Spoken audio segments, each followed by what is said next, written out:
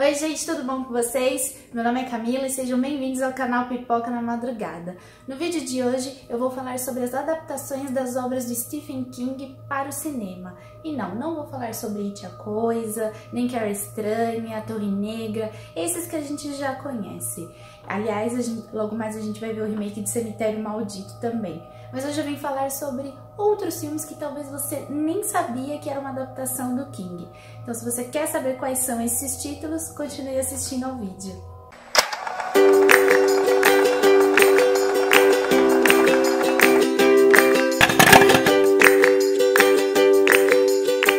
O primeiro filme é 1922. A trama nos apresenta o personagem Wilfred James, que é um pacato fazendeiro que mora com a sua esposa e seu filho numa fazenda, vive uma vida tranquila.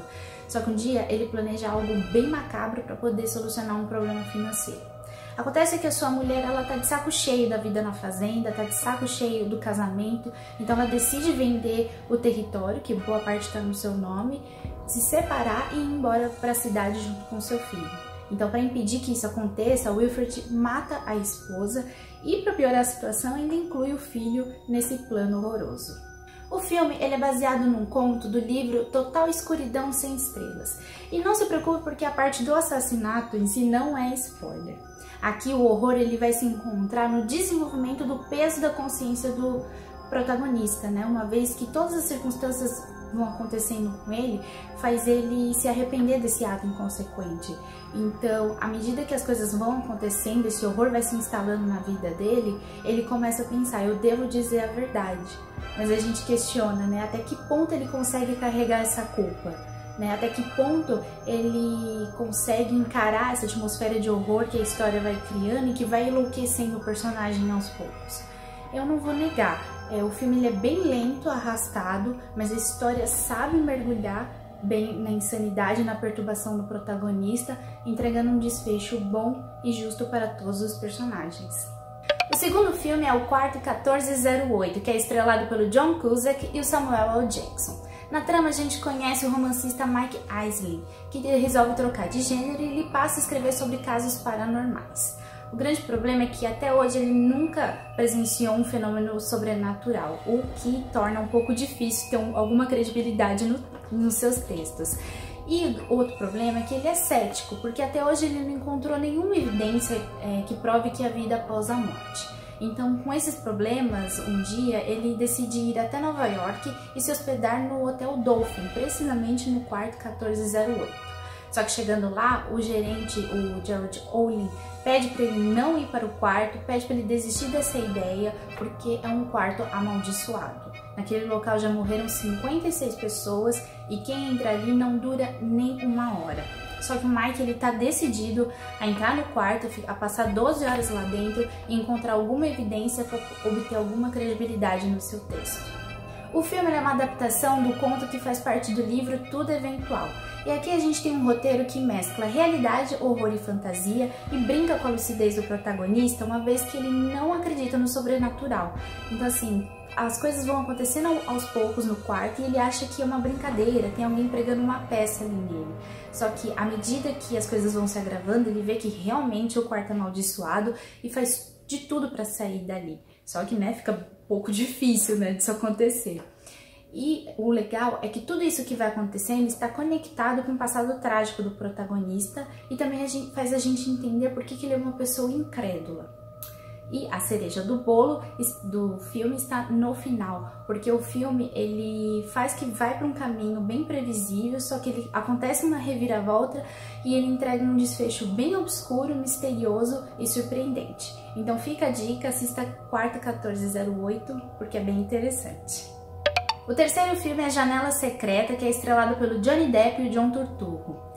Tirando It a Coisa, este é o meu segundo filme favorito da adaptação de Stephen King. E na trama a gente conhece o personagem Mort Rainey, que é um escritor bem sucedido de livros comerciais, só que no momento ele está passando por uma grande crise porque ele está se separando da sua esposa depois de flagrá-la com outro homem. Então ele decide largar a cidade, se isolar numa cabana perto de um lago para poder tentar encontrar um pouco de tranquilidade e paz para sua cabeça. Só que assim, junto com essa crise, ele ainda tem um bloqueio criativo que está impedindo dele escrever novas histórias. E um dia, um homem chamado John Shooter bate na sua porta, diz que é do Mississippi e diz que o Morty roubou a sua história e ainda mudou o final. Só que o John Shooter, ele exige uma retratação e uma indenização dentro de 3 dias. Só que o problema é que neste período, o Morty ele começa a sofrer uma grande pressão e coisas estranhas e perigosas vão acontecendo ao seu redor. O filme é uma adaptação do conto Meia-Noite e 2 Minutos, Janela Secreta, Jardim Secreto, que faz parte do livro Depois da Meia-Noite. O thriller psicológico é aquele que a gente assiste mais de uma vez, porque a história é instigante, misteriosa, tem pitadas de suspense e boas cenas de alucinação, vingança, medo e ameaças. A trama ela é tão bem construída que faz a gente duvidar do que é real e do que não é, né? E quem está por trás daquelas atrocidades que estão acontecendo no filme. O mais interessante é que a gente também questiona o próprio protagonista, que vai beirando a loucura com tudo que vai acontecendo à sua volta, mas também faz a gente duvidar, será que é loucura, medo, ou ele está aproveitando a situação para colocar para fora o seu lado obscuro? Eu só sei que esse filme tem o melhor plot twist e um desfecho sensacional. Então assim, assista A Janela Secreta porque vale a pena, é um ótimo filme, fica a dica. O quarto filme é Jogo Perigoso, e acredito que muitos já devem ter assistido porque está disponível na Netflix. Na trama a gente conhece Jesse e Gerald, que são casados, só que eles estão passando por uma crise matrimonial. Então, para salvar o casamento, eles decidem passar um final de semana numa cabana isolada da cidade para ter um momento mais íntimo entre eles, para ver se as coisas começam a dar certo.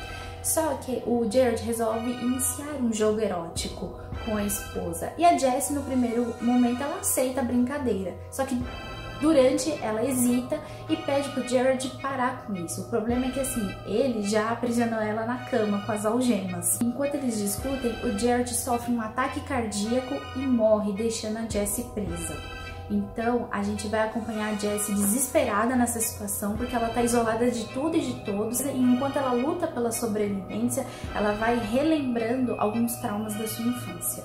Esta é uma adaptação da obra Jogo Perigoso, e o filme ele vem de uma história de suspense, mas na verdade ele é um thriller psicológico, porque à medida que a Jessie vai entrando em desespero para sair daquela situação, cria-se um clima bem claustrofóbico que incomoda o público e ainda faz o telespectador mergulhar nas alucinações da protagonista, principalmente quando ela começa a conversar com várias versões dela mesma, inclusive com o marido que já está morto. Então, o horror desse filme, ele se encontra nas alucinações, nas cenas um pouco escatológicas e também na confissão dos traumas do passado da Jessie.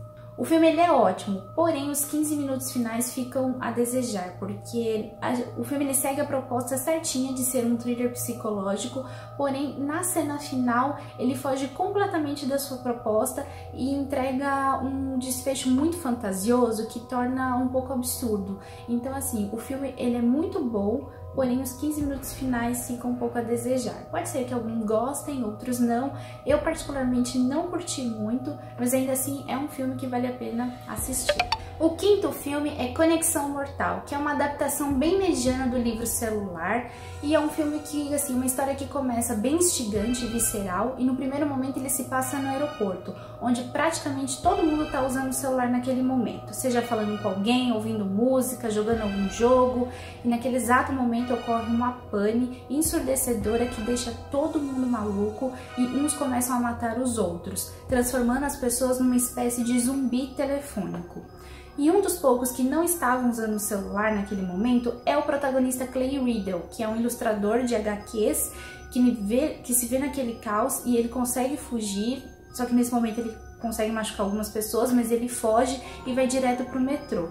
E lá ele conhece o Tom e instantaneamente eles fazem uma amizade e conseguem também fugir daquele local que está repleto de zumbis. E eles iniciam uma jornada, porque o Tom ajuda o Clay a tentar reencontrar sua família, né? Uma vez que ele não sabe se a sua mulher e seu filho estão vivos ou se transformaram em zumbis também. Então eles iniciam essa jornada e à medida que eles vão caminhando, eles vão encontrando sobreviventes desse caos e também tentam descobrir o que realmente aconteceu. O filme ele começa mega empolgante, porém a narrativa cai no puro marasmo, cheio de furos, ou seja, várias perguntas sem respostas, como por exemplo, o que causa a pane nos celulares? Por que o cérebro das pessoas se modificam instantaneamente e se transformam elas em zumbis telefônicos? Em um determinado momento a gente percebe que esses zumbis evoluem, mas por que e como? A gente não sabe. Em outro momento, a gente descobre que os sobreviventes passam a sonhar com a mesma pessoa. Mas por que isso acontece? Infelizmente, assim, o filme ele tem muito potencial que é totalmente desperdiçado, vários mistérios que não são respondidos e ainda entrega um final assim bem confuso. Que quando você termina de assistir, você respira, fala, ok, eu entendi, compreendi o final, mas ainda assim eu tenho várias dúvidas. Então, Conexão Mortal é até um filme interessante, sim, para você matar a curiosidade, mas, assim, infelizmente o potencial dele é bem dispersado. Então, estes foram 5 filmes adaptados das obras de Stephen King. Fala aqui nos comentários qual é a sua adaptação favorita, se são essas que eu falei, se são outras. E se você gostou do vídeo, deixa o seu joinha, compartilhe o vídeo com seus amigos nas redes sociais. Não deixa de se inscrever aqui no canal e a gente se vê numa próxima. Um beijão, tchau!